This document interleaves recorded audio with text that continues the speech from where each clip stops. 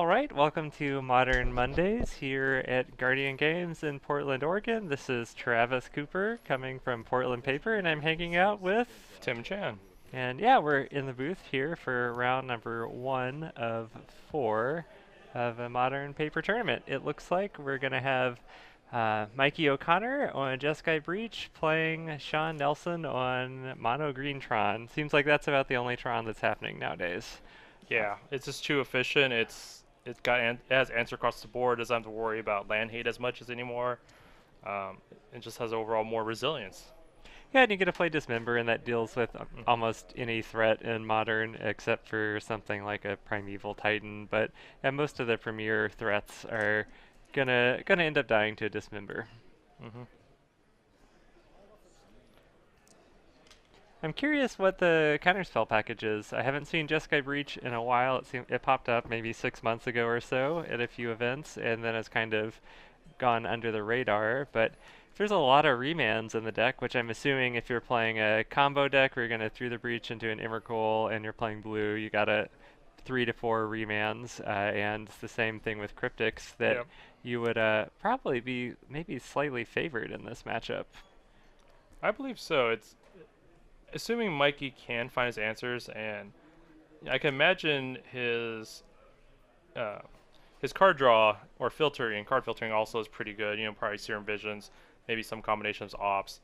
To find a faster answer than your standard Jeskai control decks, probably. Yeah, probably leaning more heavily on the cantrips plus remand package to get to your combo than you are traditional Jeskai with Planeswalkers, etc. I could see maybe playing a Search for Azcanta though in the deck. I Not see sure as if a it's in one there. of, yeah.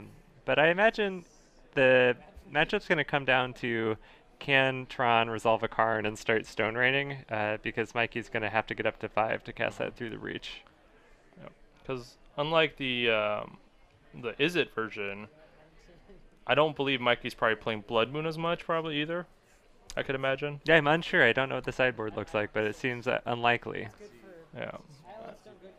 I could imagine, obviously, 3 to 4 Snapcasters as well. Kind of keep cycling those remands through the card draws, keep that tempo going.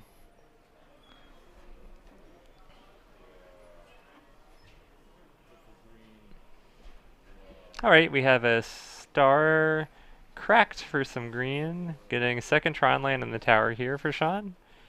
So I guess see O-Stone, Walking Ballista so far in Sean's hand. Sphere being cracked for green. He's getting a whole scrambled egg breakfast here. Yep. And another star. So why the white and the blue through the breach combo deck? I'm not quite sure. Maybe a splash for better sideboard cards like Rest in Peace, or maybe potentially bringing in the Geist of Saint Traft package from the sideboard for certain matchups. It seems also like right now Lightning Helix is better than Lightning Bolt even in Modern, and Path to Exile is always good. So perhaps you're splashing for some Lightning Helixes just to get a little bit back in the game against a deck like Burn or Humans, etc. To get you to that turn number 5. And we have an Ancient Stirrings for Sean. Thinking about the options.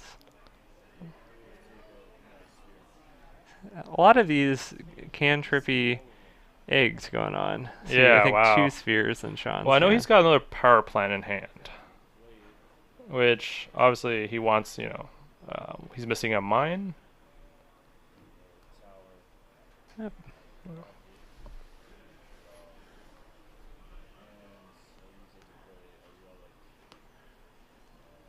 Alright, so Sean's done a lot of spinning of the wheels here, seen a bunch of cards. It seems like Tron is one of the decks, other than blue decks, that has just so many cantrips with all the stars, spheres, and relics in the main deck. Mm-hmm.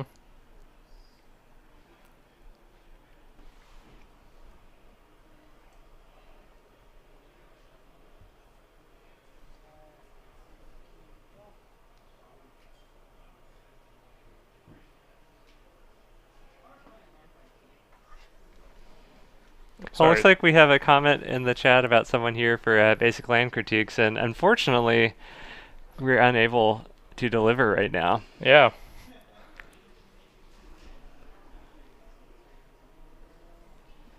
Oh, it looks like we might get one though. I see Field of Ruin.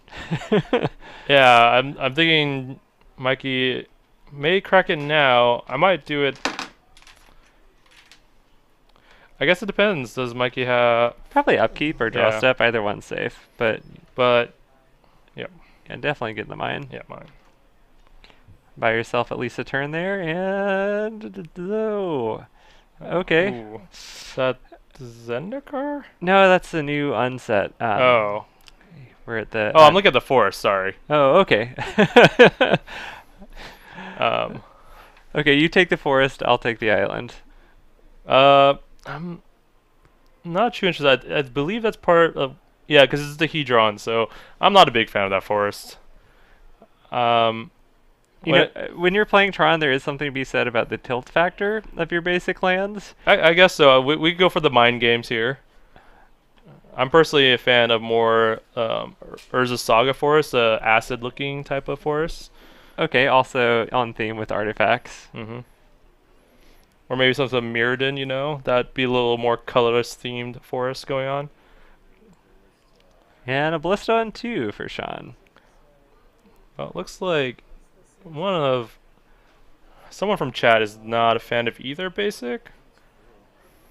I feel like the only unset basics that I'm really into are the original unglued ones, and I know a lot of Yes. people think they're ugly, but I just think the No. uniqueness of them is really interesting. I love the border. I think the plains might be the weakest one, but the mound, the swamp, the mount, and the island are great. We got an interesting move for Mikey here. Path their own Snapcaster with the activation of a Walking Ballista, and Sean did not choose to activate the Ballista an additional time to prevent Mikey from getting that land. So that path maybe leads me to think that Mikey either doesn't value path at all in the matchup, or has a through the breach and was missing the land for this next turn.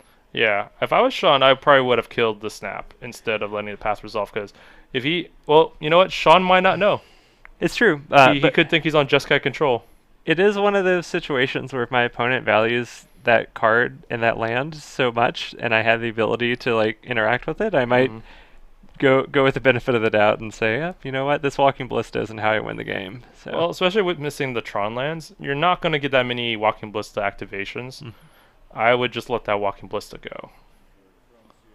All right. Continuing on our egg trajectory here, but we do get our Ancient Stirrings as a pickup.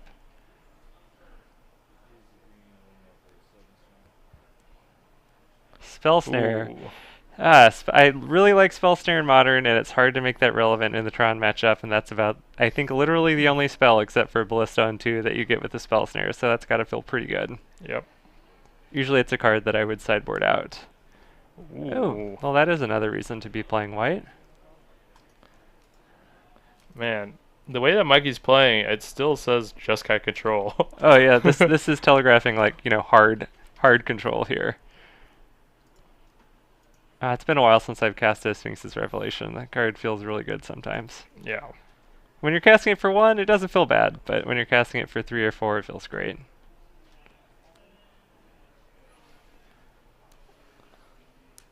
Alright, there's a Through the Breach. There's the Emrakul. There's an attack for 15. And a trigger. Yep.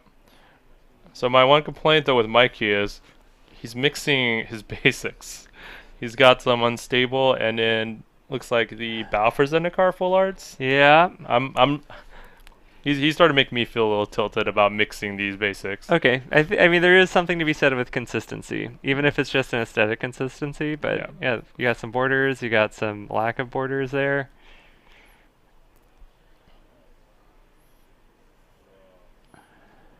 Oh, Sean is continuing to play on. He can rebuild. I just thought that was I thought someone was scooping, but no. You know, when I was playing Kiki Chord, I was doing the Nahiri package with Emrakul, and I thought they were scooping up during a competitive REL after I ultimated Nahiri, and then I started scooping up, and no, he was just scooping his cards to sacrifice, and luckily the judge let us rewind, but my opponent got to choose what show to my graveyard, what 5 cards got to go in my hand, and it was just all basics. Well, So it was a top deck battle for him finding more lands and me finding a answer to kill him. did you win? Yes, Okay. eventually, but I've learned my mistake. All right, got a lightning helix off the top for the W there. Mikey takes game number 1. Go into the sideboard. So the jig is up. Yeah. Sean knows what's going on now. Do you think, like I mentioned, I believe Mikey's probably at least playing one Geist of St. Traff in the sideboard.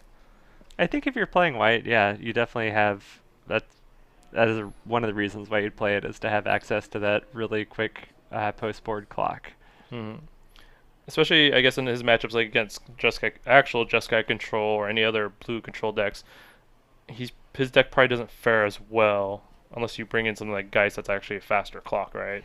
Yeah, I would say if you're playing Jeskai Breach and your opponent is able to land a threat and a turn before you can perhaps breach, that it is going to be hard to navigate a win there because the Planeswalkers are just really strong. And Geist is definitely a mirror breaker in the sort of blue control matchups where generally you only have to worry about an Ambush Viper Snapcaster and you have lightning bolts for that. So it incidentally is great against Tron and Burn and any deck where you just need to win quickly. I can imagine outside of a few cards, the sideboard's probably similar to most Jeskai decks in a way, would you say? I bet there's some Wear Tears, I bet there's some Is It Staticasters, probably some Dispels, Negates, and then a few like value cards like Planeswalkers or something like Keranos, etc. Maybe there's Teferi in the sideboard. I would love to see Keranos again. It's been a long time. What do you think's coming from Tron? I can't necessarily think of any particularly good card that is going to be in the sideboard, except for something like Thought-Knot Seer, or your lower costed creatures that are green, like a Thragtusk. You already saw the interaction with Field of Ruin. I might assume that my opponent also has Surgical Extraction in the sideboard too, so I would want some cards that I could cast just by making my land drops. What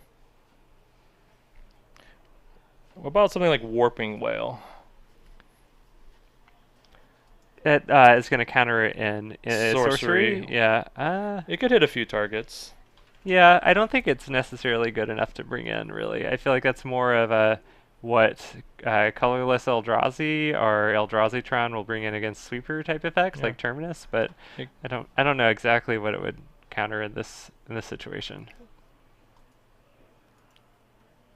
Makes a token for the sacrifice. It could exile Snapcaster. It's true. It's true. Those are all things that it could do.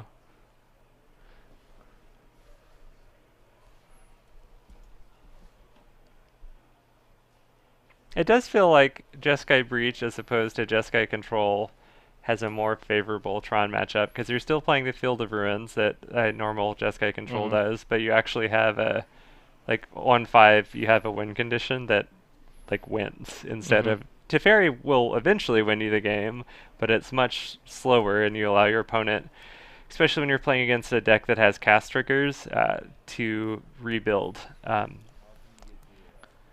And plus, people don't usually see through the breach coming out of Jeskai colors. Yep, I agree.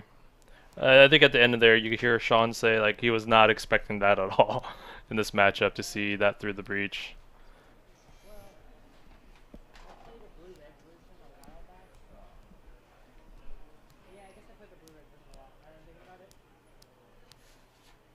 Abby, what do you think about have you spent any time looking forward to or maybe thinking about playing in the GP this weekend in LA? Unfortunately, I am not playing in the GP this week or Magic Fest. Oh, right. Well, it's a GP inside GP of a Magic is part Fest. Yes, sorry. I will not be going. Okay.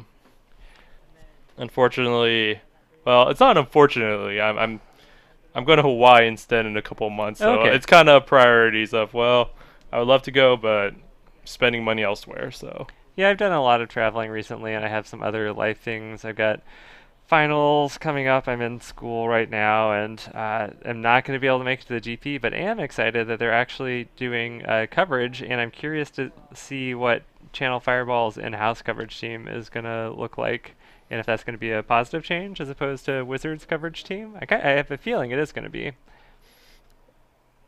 I want to say, we'll take a look here in a little bit. I believe there are a couple pros commentating in that this weekend. I just don't remember who they are off the top of my head. That makes sense for CFB to do the coverage there. I mean, they're like 45 minutes away or so. Yeah. And they already have a lot of pros contracted for articles that I can imagine isn't hard to convince them, like, hey, take a weekend off and come commentate. We'll guarantee you an EV for this event. Yeah. Well, and I could see some of the pros, especially, last weekend was the first Mythic Championship. Mm-hmm. I could see some that are like, I want to take a weekend off, and just commentate and hang out. All right, looks like we got a mulligan for Mikey and a keep for Sean. I feel like it is always a little bit intimidating when you know you're playing against Tron post board and they keep 7 cards. Yeah. I usually count on them mulliganing to maybe a speculative Tron hand, but if they keep 7, that either means they have some combination of 2 Tron lands, Expedition Maps, Sylvan Scrying, or a lot of Ancient Stirrings. So speaking of mulliganing, I know this last weekend, you guys held the mini little invitational last Saturday, and you guys tried the new mulligan rules. Did you see a very positive result out of that last Saturday? Yeah, so we're Portland Papers doing occasionally some like smaller invitational type events that we'll stream, and we did a London Mulligan event with some Tier 1 Modern decks, and there wasn't a lot of mulliganing going on. Dredge did mulligan down to 4, but ended up losing that game, and it was actually surprising how little of an effect there was on the matches. But there was some unfortunate pairings. Tron got paired against Burn. They had Tron every time, but they just lost anyways. So yeah, unsure. Seems a little bit small of a sample size, but it was less problematic than I thought it would be for the few matches that we saw played. Mm-hmm. Okay, it looks like we got 2 Tron pieces on turn 2 here with Sean. And passes it, and an opt on the end step for Mikey. Yeah, I think my only fear with the London Mulligan is maybe Legacy, I would say, maybe. Yeah, I mean, initially and still currently, I don't think it's a positive thing for Modern and Legacy. No. But I'm not sure if it's as bad as I think it's going to be. Yeah. I feel like it's going to be pretty bad, though. Yeah, I feel like more for the combo decks, like Ad Nauseam, and, like, Ad Nauseam would be such a consistent deck if we had the London Mulligan right now. Or even Tron or something like Griselbrand or et cetera, et cetera. Maybe in Standard, I could see it, being maintained since there's no true...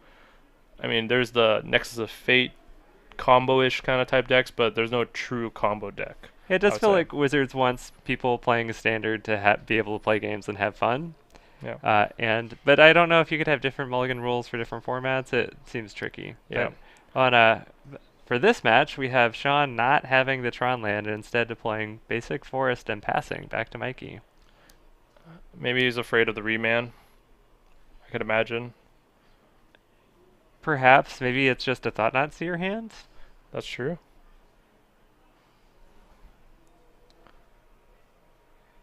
No, I haven't seen a Ceremonious Rejection in a while.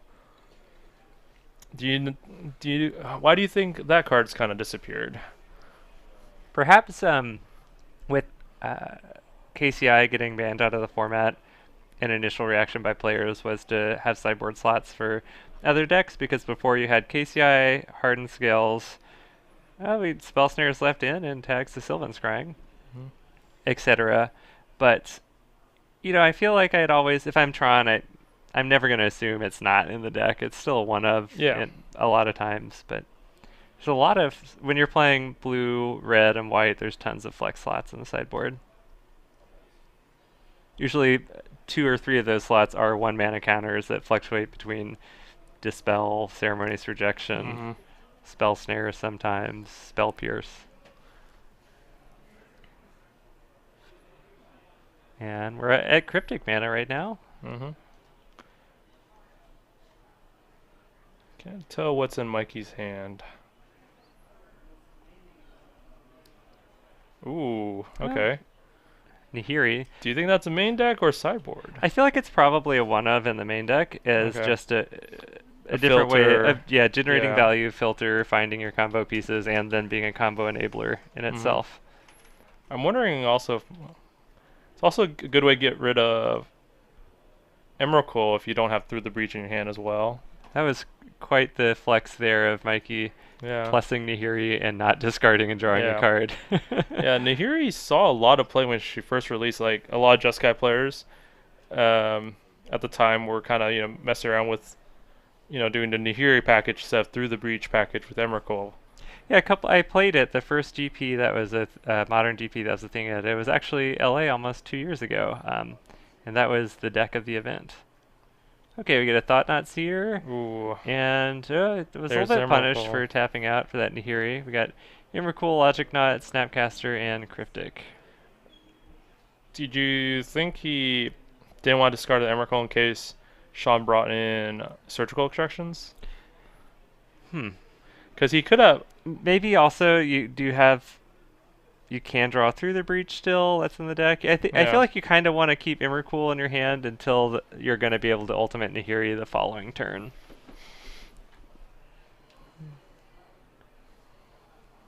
It's an interesting decision on what to take here.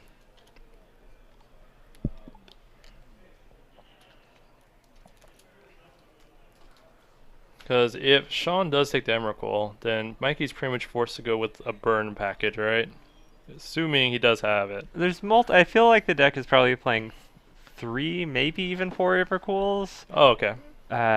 So It's been a while again, so. yeah. I feel like you're on 3 or 4 breaches, 3 or 4 Evercools. So. Yeah. Oh, okay. It looks like our producer chimed in, has maybe gotten a little bit better luck than we did, and Sean does have a surgical in their hand. So, unfortunately, Thought Not Seer in that situation exiles the card instead of puts it in the graveyard. Yep. But if I did have surgical in my hand, I'm gonna leave that Emrakul. Cryptic. Okay. Yeah, Seems okay. like I'm either in between Cryptic or Snap, but I actually do kind of like Cryptic in this situation. Yeah. And Mikey is at least 2 cards away before he needs another land and a Through the Breach. So we get a land and a plus of Nahiri. Well, That dice should be a 1, right? Any plus. Oh no, it is plus 2. now the scary thing for Sean is, It's gonna get an Emrakul next turn. next turn he's got a Snapcaster to block and a Logic Knot backup for any removal spells. If we could have a land and an Ulamog here, though, that would take care of a lot of Yeah. a lot of things, a lot of issues. He's got at least 8 Ancient Stirrings in his hand on top of the Surgical. So we have 9 lands right now. So if Mikey plays a Snapcaster to block, he's not going to be able to counter or interact with an Ulamog. Yeah, I think Mikey was doing the mana count there.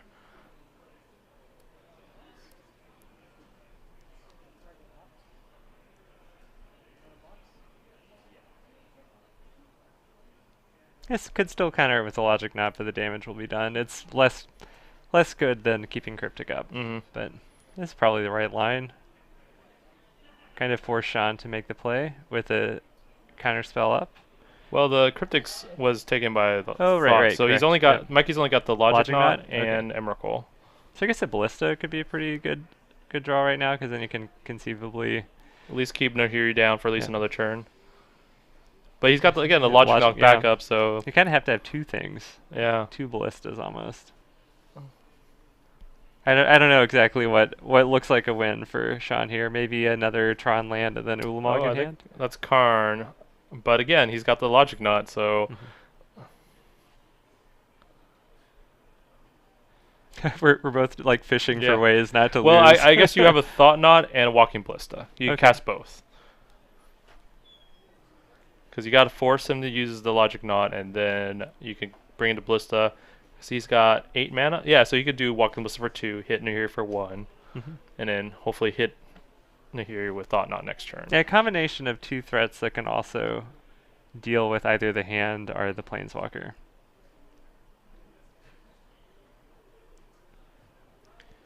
Yeah, because Sean's gonna be in big trouble here. He's gonna lose all his lands, and Mikey's gonna be able to draw a card. Oh. Okay. I think Sean has to play for only one.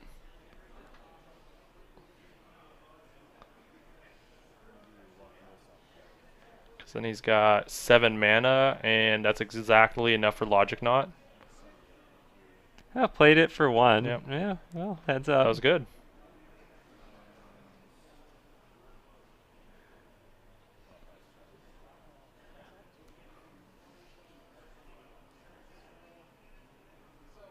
All might not. All might be for naught if through the breach is one of the pickups here. Yeah. Well, looks like we have someone in chat that is complimenting us on modern coverage. Oh, That thank feels- you. That always feels good. Yeah. Oh. Okay. I think that's a smart play by Mikey. If you can't protect Nahiri, you might as well at least draw the card from the exile with Nahiri.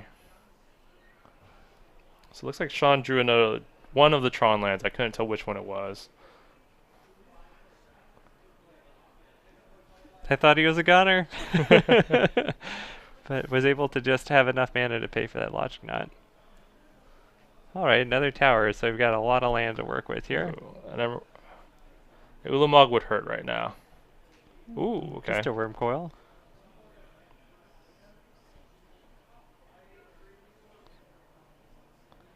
Imagine. So Mikey has one card we do not know.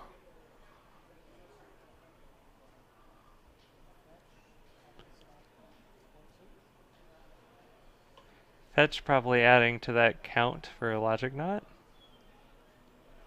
Let's see, Sean has 2, 4, 5, 6, 7 mana available. Mm-hmm.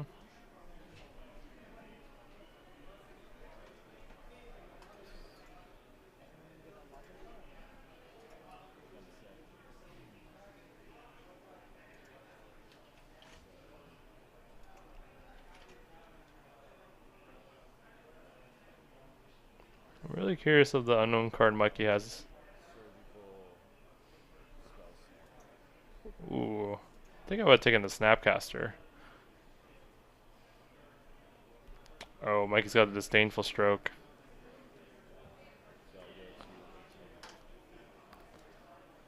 Two Emrakuls. Yeah, 2 Emrakuls and a Disdainful Stroke. That's pretty solid because I think Sean's down to 1 card in hand. Oh, wow. It's a little bit Yeah. of, I maybe would have called the judge in that situation, to be honest. Yeah. Feels like Sean was sort of waiting for Mikey to do something and then decided to hold priority to cast the surgical.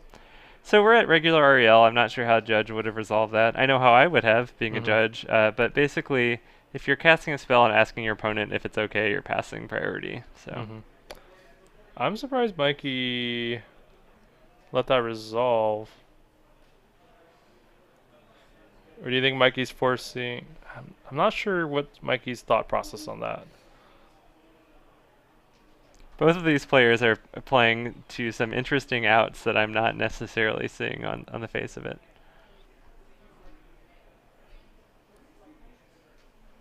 Remand on the Thought Knot Seer? Disdainful Stroke. Is that? No. Yeah. It's one of the newer arts. Oh, It's okay. from, I think, one of the newer sets. Oh, it very much looks like that promo Remand, but Yeah. yeah, you're right. Yeah, I think we're probably used to the Khans Tarkir one version. It's true. Yeah. Oh. Yeah, this is... That looks so similar to, I think, that F&M promo Remand, too. Yeah. And it was foily. Got me. Yeah. See, yep. See, that's the version I think we're used to. Well, Nahiri's at 7. And Mikey still has a Logic Knock backup. I think it's that third breach. I think that's the third breach.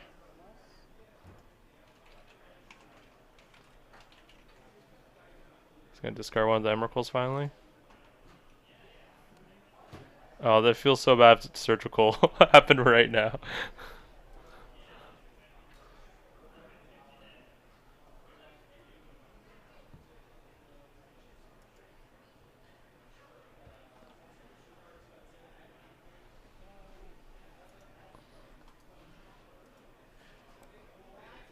Well,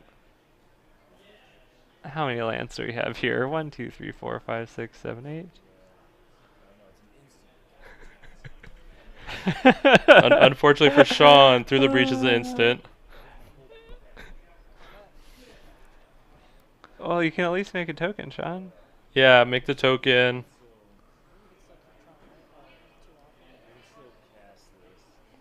Yeah.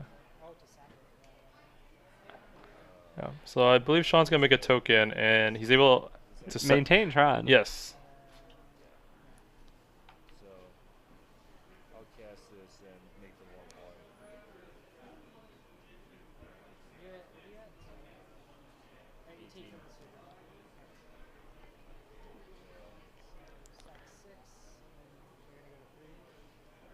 So I think Sean is hoping for Karn.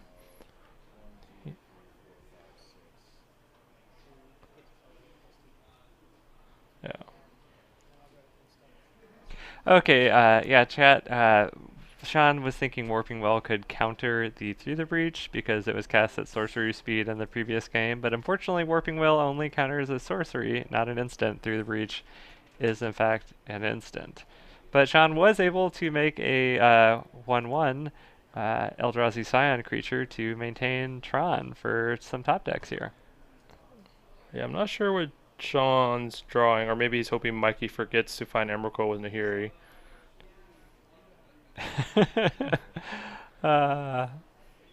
Not only once, but twice. I thought it was supposed to be the Promised End, right? Yeah.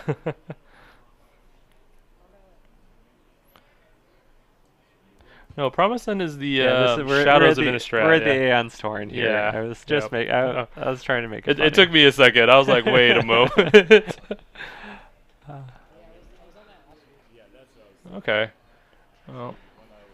Well, there we go. I haven't seen Emrakul Aeon's Torn win a match in Modern in quite some time. And I haven't seen a Nahiri hanging out Yeah. on the battlefield in a while, too. But it looks like Mikey was able to take that in 2, and we're going to look around, see if there's another match out there. Perhaps if not, we might bring someone back in here, chat about the deck, and we'll be back momentarily.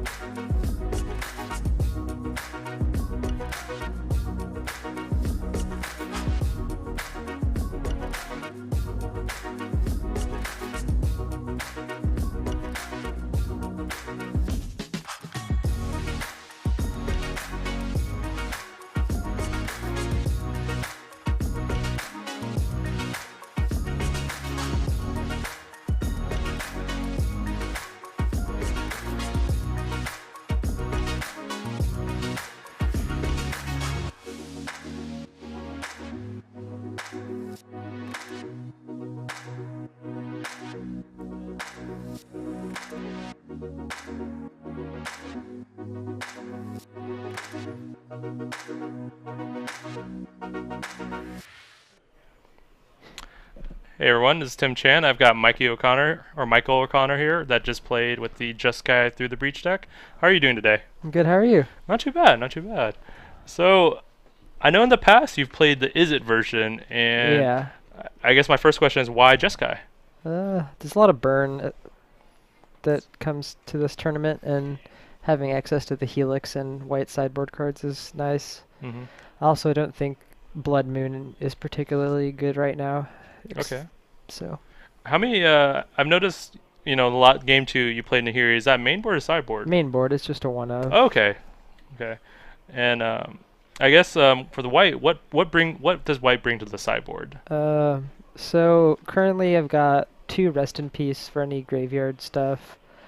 I'm also playing Rest for the Weary for the burn Okay. matchup. I don't know if that's good.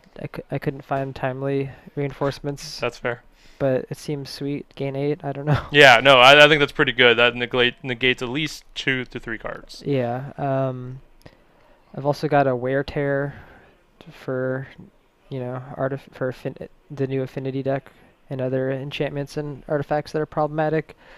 And then in the main deck, 4 Path and Okay. Yep. 2 Helix is nice. Having the Helix is particularly good because there's a lot of X4s like Thing in the Ice and Death Shadows and just creatures you can't bolt away, Yep. In the Yep. past, you had to play like Roast or Flame Slash or Harvest Pyre, all these pretty bad cards in my opinion. Yeah. But just Yep. because you're living the Is It life, you can't really. Okay. Any spicy one-ofs or anything in your sideboard or anything that you like to bring in? I'm playing some alternate win conditions. I'm playing 2 Crackling Drakes and a Ral. Okay. Is It Viceroy? There is a list that at the Classic, not the last one, but if the Modern Classic 2 SCG Modern Classics ago, that top 16 and it was a similar list, and it had 2 Crackling Drakes and Ral Is It Viceroy in the sideboard. Okay. Yeah. I don't think people expect.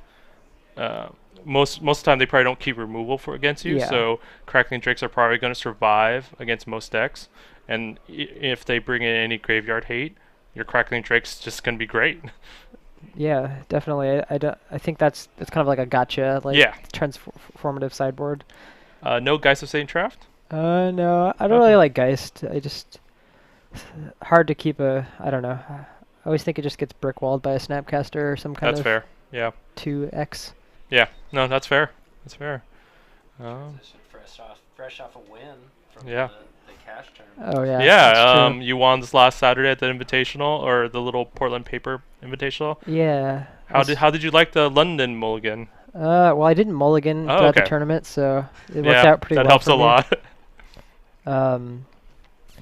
Yeah, it was fun. I played Jeskai Control, just like Kazu Negri's list Okay. that won a classic, and it was just like straightforward. Like your win condition is Teferi and Celestial Colonnade, but it was kind of exhausting to go to Yeah. time, and so tonight I just wanted to play something with a quick win condition so I could get a snack between rounds. That's fair.